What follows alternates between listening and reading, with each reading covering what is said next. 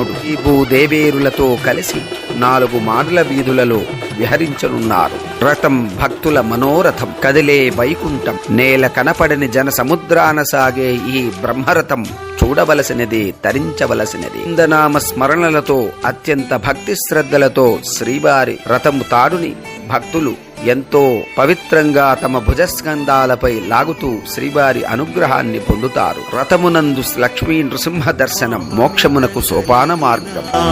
పరిహరించేందుకు నా పాలగలదుగా నీ నామము.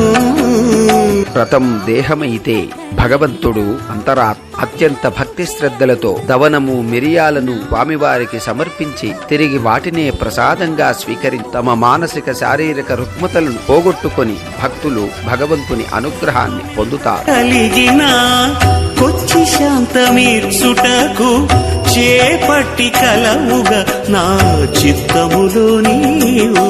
మహోగ్రమైన స్వామి స్వరూపాన్ని శాంతింపజేయడానికి పరిమళ భరితమైన దవనాన్ని సమర్పిస్తారు. ఔషధీ రూపమైన మిరియాలను స్వామివారి ప్రసాదంగా స్వీకరించి ఆరోగ్యాన్ని పొందుతారు. రథోత్సవానికి ప్రత్యక్షంగా పరోక్షంగా సేవించి తరించే భక్తులకు శ్రీవారి అనుగ్రహంతో శుభము కలుగాలని శ్రీవారిని ప్రార్థిస్తూ శుభం భూయాత్. స్వస్తి.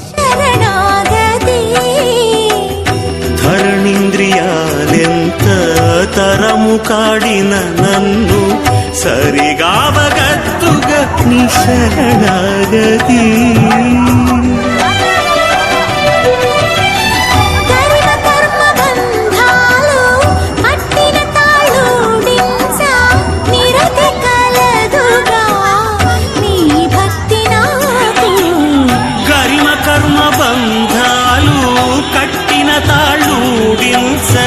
నిరతి కలదుగా నీ భక్తి నాకు. హితమైన ఇహ పరాలు ఇష్టమైన వెళ్ళనీయ సతమై కలదుగా నీ సంకీర్తన. హితమైన ఇహ పరాలు ఇష్టమైన వెళ్ళనీయ సతమై కలదుగా నీ సంకీర్తన.